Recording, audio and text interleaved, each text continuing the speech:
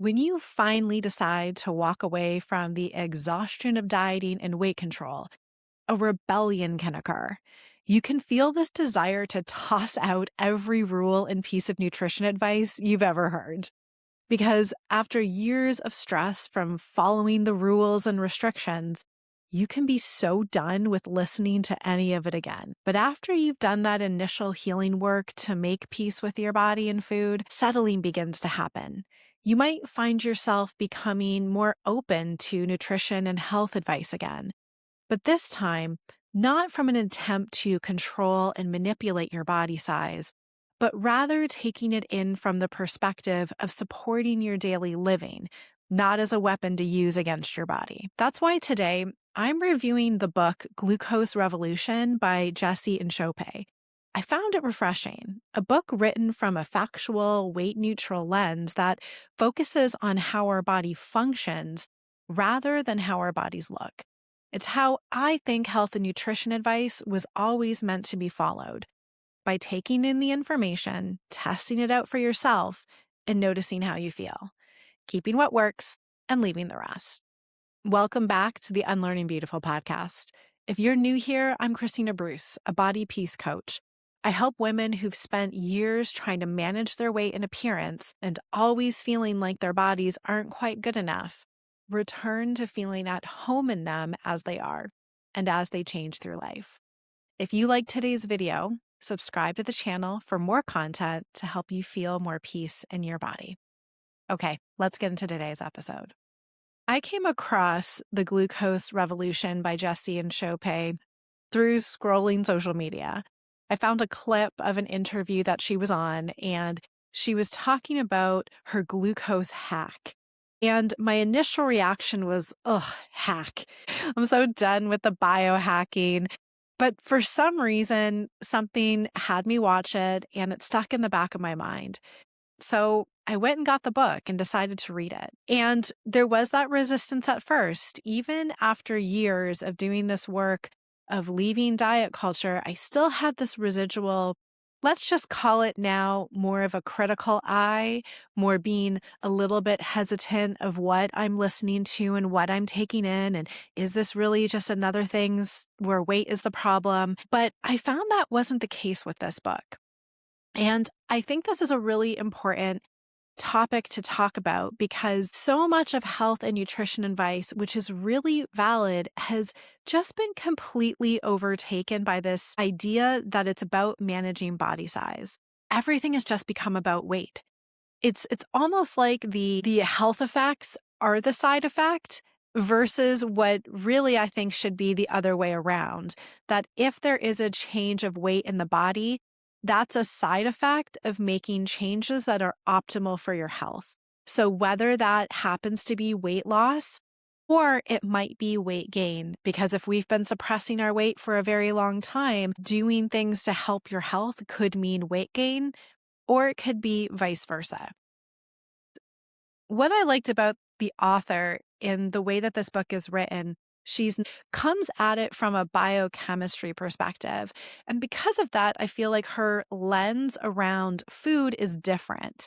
She was just looking at it more to see what's the effect that food has on the functioning of cells in our body and just purely looking at data. Her story is when she was young, she was in an accident. She ended up breaking her back. And so she went through some real severe health challenges and had some mental health issues that stemmed from that. And so she was cared about her health, and because of her biochemistry background, ended up bringing her to work at a company that had started piloting continuous glucose monitors. So she was using it on herself just to test it out, just to kind of have fun and out of curiosity, not as any means to control her weight or body size, but just looking at, as a scientist, how the impact of certain foods have on our glucose levels and how that affects our health. We're always told sugar is bad, right? Like sugar is the problem. We need to have less sugar. And what I liked about the research that Jessie found through her testing is that it's not that sugar itself is bad. She talks about glucose. And most of the foods that we eat break down into glucose. She uses the example of an old steam engine train that ran on coal. If there's somebody there with the coal fire and it needs fuel to keep the fire burning, if the glucose that you're intaking is like the coal and you're bringing the coal down to the person to shovel into the fire, if they're able to use it as it comes in, no problem. But you may be bringing more coal than is actually needed at the time, in which is the case, that's fine. It can store the coal in, another room. But if you keep bringing too much coal that doesn't end up getting used, it ends up getting overloaded and has to keep finding more and more places to store the excess coal, or in this case, excess glucose. And the thing about this book, by the way, is if you are someone who is into nutrition and likes the science, it is a very layman's term book. So it's great if you're not into the science. It's probably frustrating if you are, because it's not going to get as much of the specific details as you may want. But for those of us who are like, okay, I just want a general understanding what's going on, but don't bog me down with the science, this book was good for that. So essentially how it works is when we can't use up the glucose at that given time, first it gets transmuted into glycogen, which gets stored in the liver and in the muscles. And when that storage capacity is used up, it gets stored as fat. And what I like about how she talks about this in the book is she doesn't talk about that as being bad. She doesn't say, oh, and this is why you're gaining weight. She actually talks about it almost appreciative of the functioning of the body, of like, this is just how it works and how great that our body is designed to manage this excess glucose in order to keep us healthy. Then she talks about how insulin is the thing that ushers the glucose to be stored. And the problem that we run into with things like type 2 diabetes is insulin resistance. Then the sugar stays high in the bloodstream, and that's where there's issues. So she's not shaming it. She's just laying out, this is how it works.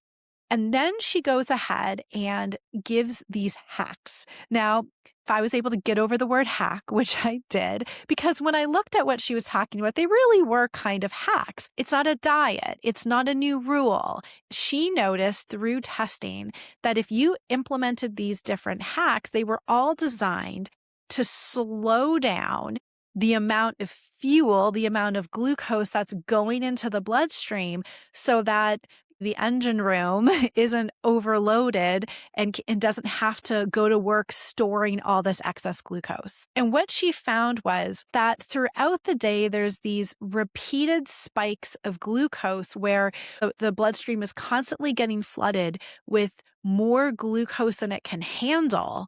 And so it needs to quick rush the insulin in and store it away. And what she was noticing is that if you just slow it down so that it's not a rush every time, but that it's more of a steady, slower stream, it could be used more efficiently. She's pointing out that when people started to slow down the release of glucose into the blood system through these hacks she gave, a lot of the symptoms of ailments went away. Some people were able to reverse their type 2 diabetes. People with PCOS were not experiencing the symptoms. So it was really surprising. And she's like, wow, we're really onto something here. And she talks about how the problem with excess glucose in the system, it ends up creating free radicals and oxidative stress on the body. And that's the challenge with these different issues, such as chronic inflammation or cellular aging, damage to the DNA, brain inflammation, or glycation, which essentially crusts the proteins in the body, which can damage things like your eye health. When you hear it, it's like, oh, I want to be able to care for my health. I want to be able to improve it, but I'm so done with focusing on the weight piece. I can get on board with this. And if I can work on slowing down, or what she calls flattening out the glucose spikes, then I'm going to be able to improve how I feel. And that's what she talks about a lot as well, is pay attention to how you feel. Do you have more sustained energy throughout the day? Are you less foggy? Are there less, bursts of energy and crashes which come from the glucose spikes? And one of the other things that I really like about this book of where I feel it's more weight neutral is because she also saying this now isn't about making glucose bad. This isn't about trying to have the flattest curves out there in terms of your glucose curves, because she's like, we want to live. We want to have joy. Like, yes, you want to eat the delicious foods, of course. Here's how we can do it in a way that's going to support our health instead of throw it out of balance. So she gives these 10 hacks, and I'll share a few of them here. So the first one she talks about, which she says is the most important, is the order that you're eating your food. She says that you need to start first with eating the most fibrous foods, which are green leafy vegetables. Because they're the most fibrous, they create a viscous mesh in the intestine, which slows down the absorption of the glucose into the bloodstream. So you start with that first, and you create this added layer of proteins and fats, which helps to slow down the release. And then the last thing you're putting on top is the carbs and the sugars, which break down the fastest. So if you were to do it in the other way, if you were to eat the carbs first, because they break down so fast, they hit the bloodstream really quickly, which causes that spike. It's like too much energy into the engine room at once. So you get the bombardment of insulin, and then the glucose needs to be stored. She's saying when it's happening over and over and over again, all day long for many, many years, that's when you're getting these health issues. So just by making that really small change, it makes a difference. My husband and I decided to try these out for ourselves to see how they feel. And I have to say, we're loving it. He noticed a difference in his energy levels. I noticed a difference in mine as well. And we started out by just simply adding a salad to our dinners, or start with some celery sticks and hummus, and then we would eat our meal. There wasn't anything that we were changing in terms of what we were eating, except just adding in some extra vegetables. So it was really simple. Another hack that she gives is having your dessert or having sweets at the end of your meal. She's not saying don't eat the dessert. She's saying, yeah, have your dessert, but have it at the end of your meal. And that's going to help the body be able to metabolize the glucose at a slower rate. And another hack that she gives is having vinegar before you have a very carb heavy or high sugar meal, because the acetic acid in the vinegar temporarily inactivates the enzymes that are responsible for breaking down starches. And it also slows down the stomach emptying. It's just a way to help slow down the release of the glucose into the bloodstream. You take a tablespoon of any vinegar, mix it in a tall glass of water so it doesn't wreck the enamel of your teeth, and drink that before. That's a hack that she uses. And she's got several others that she gives. These very simple things that aren't meant to be rules. And she'll say, if these hacks are causing any stress for you, if you're trying to be perfect with them, don't make them into this perfectionist thing. Do whatever feels good and easy to you. And just doing some of these is going to be of a help.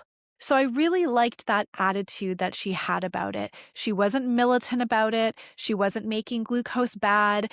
She wasn't making fat bad. She was just saying, hey, like we want to enjoy life, but we're noticing that these glucose spikes are having a negative impact on our health. So if we just slow down the release by making these small little changes, we'll be able to improve our health and enjoy our food.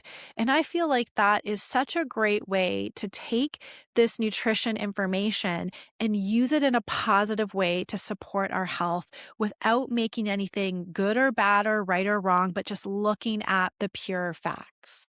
Now, she'll also say that people's bodies respond differently to foods. The glucose spike in one person who eats an apple pie might be higher than somebody else. And she said, we're not really clear on why that could be the case, but we're just sort of noticing it right now, as of course, there's many different factors and history and whatnot that end up affecting our health.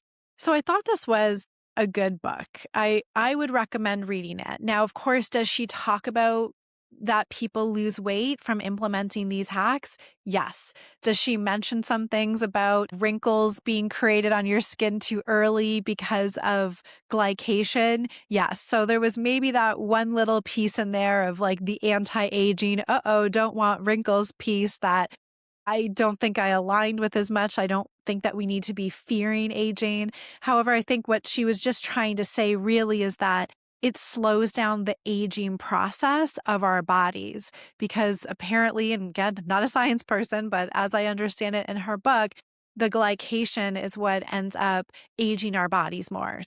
Of course, we all want to be as healthy for as long as we can and feeling energized and youthful. If these different hacks and these different ways of regulating the glucose absorption in our bloodstream helps, why not do it? This is why with the body piece work I do, I say this is about feeling good in your body. It's not about eliminating all of these rules and health advice. We don't want to throw the baby out with the bathwater, but it can be hard to tease it out from the desire for weight loss. That's why I find when people are attempting to lose weight and they end up having positive health results, if we want to look at this from the perspective of what she shares with glucose spikes, what are people normally doing when they're trying to lose weight?